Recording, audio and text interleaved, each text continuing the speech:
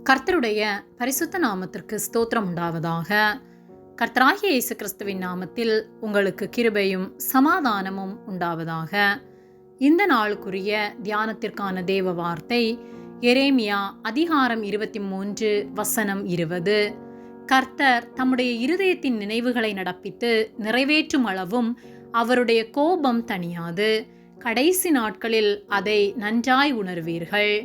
பிரியமானவர்களே, கர்த்தருடைய பிள்ளைகளாகிய நாம் கர்த்தருடைய வார்த்தைகளுக்கு கீழ்ப்படிந்து அதை கை கொண்டு வாழ வேண்டும். அது நம்முடைய இம்மையிலும் மறுமையிலும் ஆசீர்வாதமுள்ளதாய் காணப்படும். எரேமியா 23:20 கர்த்தர் தம்முடைய இருதயத்தின் நினைவுகளை நடப்பித்து நிறைவேற்றும் அளவும் அவருடைய கோபம் தணியாது. கடைசி நாட்களில் அதை நன்றாய் உணர்வீர்கள் என்று சொல்லப்பட்டுள்ளது.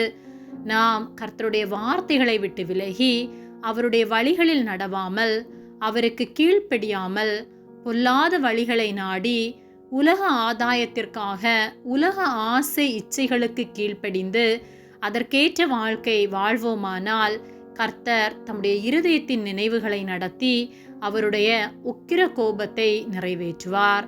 அவருடைய கோபம் தணியாது. அவருடைய கோபம் மகா உக்கிரம் உள்ளது. ஆகவே அவருடைய கோபத்திற்கு தப்பித்து கொள்ள நாம் வகை தேடுவோமானால் பிழைப்போம். சங்கீதம் 2:12 குமாரன் கோபம் கொள்ளாமலும் நீங்கள் வழியிலே அழியாமலும் இருக்கும்படிக்கு அவரை முத்தம் செய்யுங்கள். கொஞ்ச காலத்திலே அவருடைய கோபம் பற்றி எரியும். அவரை அண்டிக் கொள்ளுகிற யாவரும் பாக்கியவான்கள் என்று சொல்லப்பட்டுள்ளது. கடைசி நாட்களில் நாம் வாழ்ந்து கொண்டிருக்கின்றோம். கர்த்தர் கிருபையாய் அனுக்கிரக நாட்களை நமக்கு தந்திருக்கிறார். இந்த காலத்தில் நம்முடைய தவறுகளிலிருந்து நாம் மனம் திரும்பி கர்த்தரை உண்மையாய் முழு மனதோடு நேசித்து அவர் நம்மேல் வைத்திருக்கிற அன்பை உணர்ந்து அவருக்கு கீழ்ப்படிந்து நாம் வாழ்வோமானால் தப்புவிக்கப்படுவோம். ஒருவேளை நாம் பாவத்திற்கு அடிமையாகி பாவ வாழ்விலிருந்து வெளிவர முடியாதபடிக்கு தவித்து கொண்டிருக்கலாம். கர்த்தரை நோக்கி கூப்பிட்டு, இப்படிப்பட்ட ஒரு பாவத்தில் நான் அடிமையாக இருக்கிறேன், என்னை இதிலிருந்து விடுதலை ஆக்கும் என்று சொல்லி நாம் அவரை நோக்கி கூப்பிடுவோமானால் அவர் நம்மை தப்புவிப்பார்.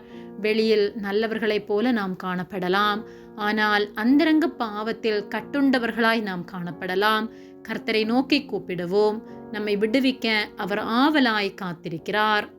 மனம் திரும்புகிற ஒரு பாவி நிமித்தம் பரலோக ராஜ்யத்தில் மிகுந்த சந்தோஷம் உண்டென்று வேத வார்த்தை சொல்லுகிறது. ஆகவே மனம் திரும்புவோம், பாவங்களை விட்டு விலகுவோம், கர்த்தருடைய வார்த்தைகளுக்கு கீழ்ப்படிவோம். அவருக்கு உண்மையுள்ள வாழ்க்கை நாம் வாழ்ந்து அவர் நாமத்தை மகிமைப்படுத்துவோம். அப்பொழுது அவருடைய கோபத்திற்கு தப்பி நாம் அவரோடு கூட என்றென்றும் ஜீவிக்க முடியும். ஆகவே இந்த நாட்களை பிரயோஜனப்படுத்துவோம், சாட்சியுள்ள வாழ்க்கை வாழ்வோம். ஆமேன். ஜெபம். எங்களை அதிகமாக நேசித்து வழிநடத்தி வருகிற எங்கள் அன்பின் பரிசுத்த பிதாவே, இந்த நாளையும் நாங்கள் காணும்படியாக நீர் எங்களுக்கு ஜீவனை தந்த உம்முடைய அன்பிற்காக நாங்கள் உமக்கு நன்றி செலுத்துகின்றோம்.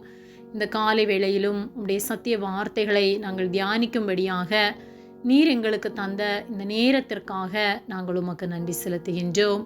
நாங்கள் தியானித்த வார்த்தையின்படியே ஒவ்வொரு நாளும் உமக்கு உண்மையாய் வாழ்ந்து பரிசுத்தத்தோடு வாழ நீர் எங்களுக்கு உதவி செய்யும்படியாய் ஜெபிக்கின்றோம். உம்முடைய கோபத்திற்கு நாங்கள் ஆளாகாதபடிக்கு உம்முடைய நாமத்தை மகிமைப்படுத்தி வாழ நீர் உதவி செய்யும்படியாய் ஜெபிக்கின்றோம். எங்களை உம்முடைய கரத்திலே ஒப்பு கொடுக்கின்றோம். பாவத்தில் அடிமையாயிருக்கிற ஒவ்வொருவரையும் கர்த்தர் மீட்டெடுக்கும்படியாய் ஜெபிக்கின்றோம். ஆத்துமாக்கள் மனம் திரும்ப கர்த்தர் உதவி செய்யும்படியாய் ஜெபிக்கின்றோம். எங்களை உம்முடைய கரத்திலே ஒப்பு கொடுக்கின்றோம். இயேசுவின் நாமத்தில் ஜெபிக்கின்றோம் பிதாவே. ஆமேன். கர்த்தர் உங்களை ஆசீர்வதிப்பாராக.